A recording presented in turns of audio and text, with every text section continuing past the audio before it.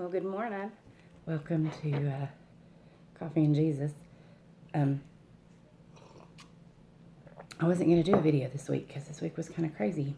But this morning, during my devotion, I was reading and something struck me, a verse, and I thought I would share it. So here it is. We're just going to jump right in because this is a quickie. This morning I was reading in my devotion about, the Christmas story, but it was talking about the Magi coming. And so they're talking about how they went to Herod and then they kept following the star. And then this is the verse that stood out to me. So they were following it and it stopped over the place where Jesus was. And it is Matthew 2, verse 10. And it says, when they saw the star, they were overjoyed. And that hit me. I don't know, it just meant, it just kind of stuck out to me. Is when they saw the star, they were overjoyed. So I got to thinking about that. And the star, right, represents light, right? And Jesus, okay? I mean, in Isaiah chapter 9, verse 2, it says, the people were walking in darkness, and they've seen a great light. On those living in the land of shadows, the light has dawned. So the wise men, the Magi, they saw the star, they saw the light, and they were overjoyed. And if you have any doubt that Jesus is the light, over here in John chapter 8, verse 12, Jesus says, this is Jesus speaking, John chapter 8, verse 12, he said, when Jesus spoke again to the people, he said, I am the light of the world. Whoever follows me will never walk in darkness, but will have the light of life. So these Magi knew something, right? When they saw the star, they saw the light, they were overjoyed because they knew it meant something more, right? They knew it was pointing to something more. It was pointing to Jesus, who is the light of the world. And the second thing that I think that their souls understood was that it meant something more. It wasn't just a baby. It wasn't just a baby that was going to go into just a man, right? They knew that this light was going to bring joy, right? They knew that this light was going to bring hope. So the light, they were overjoyed by seeing this light. So if we flip on over in John to chapter 15, verse 11, this is Jesus speaking again, and he said, and he's been talking to them about the vine and the branches. If you remain in me, follow my commands, follow my Father's commands, and all that stuff. And he says, I have told you all of this. In other words, I've been teaching you this whole time, and I've been sharing with you about who I am and the way to salvation.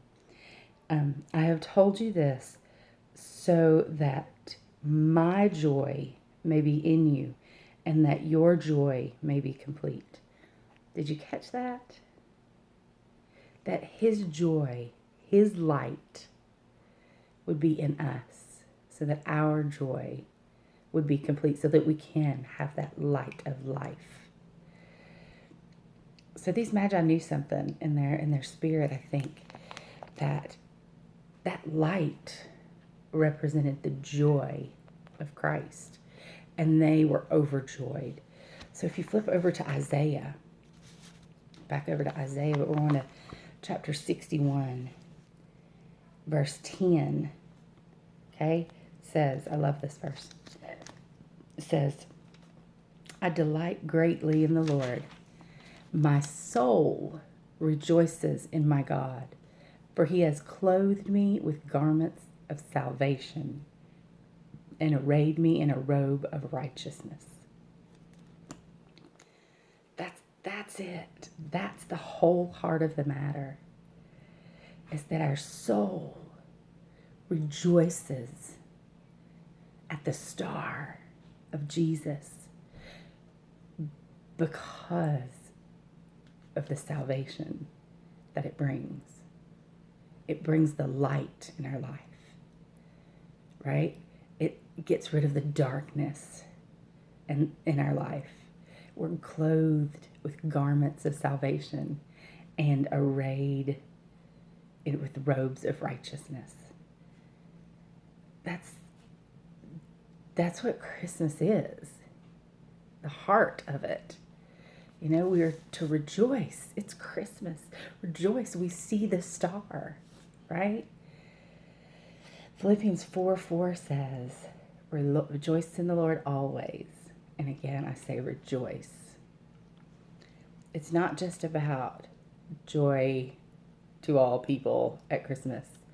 It's about rejoicing in the knowledge that that star represents Jesus. And that star represents light and joy. So, I don't know. For all of you, I know we've talked in the last several weeks, who are in the same place I am, in the boat with me, that this Christmas and last Christmas have been a little different and maybe not as jovial as they have been. I want you to rejoice in the star, not in the events, in the things, in the people around you, because that's not where it comes from. Those are fun. Those are great. Those are wonderful. But we need to rejoice in the star. Rejoice in the light. So, rejoice. It's Christmas. That's just kind of what stuck out to me this morning. I know it's kind of short and sweet, but that's where we are. And I just want to wish everyone just a Merry, Merry, Merry Christmas. I hope you have a wonderful, wonderful few days here with your family and friends and celebrating the birth of our Savior, right? Celebrating the arrival, the appearance of the star, of the light, of the joy. Couldn't imagine walking this world right now without that inner peace and inner joy that I get from following the star, right? Have a wonderful Merry Christmas and God bless. Bye.